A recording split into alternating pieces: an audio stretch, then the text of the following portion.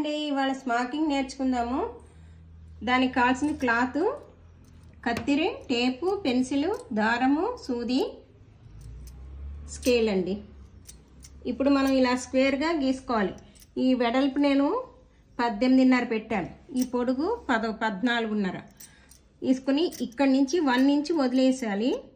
ఇక్కడి నుంచి కూడా 1 ఇంచ్ వదిలేసుకుని ఆ తర్వాత స్కేల్తో గీసుకొని హాఫ్ 30 పెట్టాను. హాఫ్ మీద ఈ గీతకి అప్పుడు 1/2 ఇంచ్ వస్తుంది. మనం గీసుకునేటప్పుడు ఇలా పెట్టుకోవాలి. అలాగే అన్నీ అన్నమాట.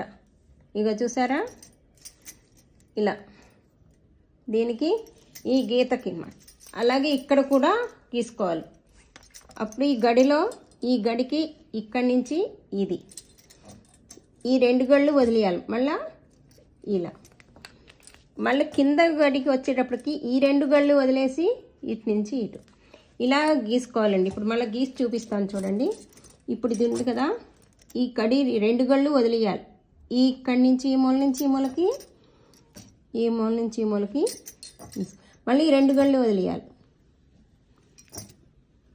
రెండో లైన్కి ఈ గడి 2 గళ్ళు వదిలి ఇక్కడ రావాలి. ఇక్కడి నుంచి ఇక్కడికి ఇలా నేను అలవాటై చేత్తో గీసాను, మీరు స్కేల్తో గీసుకోవచ్చు.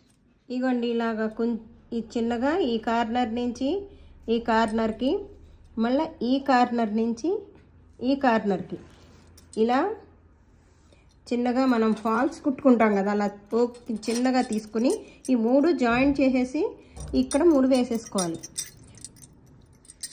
3 వేసేసి కట్ చేసేయాలి ఇక్కడ. ఇప్పుడు ఈ ఫస్ట్ లైన్ చూపించాను కదండి, ఇలా అన్నీ కుట్టేసుకొని ఇప్పుడు సెకండ్ లైన్కి వెళ్దాం.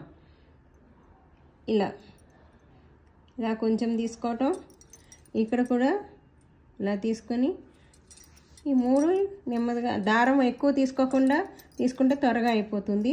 అలా అన్నీ కుట్టుకోవాలండి. నేను కుట్టాక ఈ విధంగా వస్తుంది నేను చెప్పిన కొలతతో. ఇలాగే జాకెట్కి వేసుకోవచ్చు అనమాట. జాకెట్ చూపిస్తాను.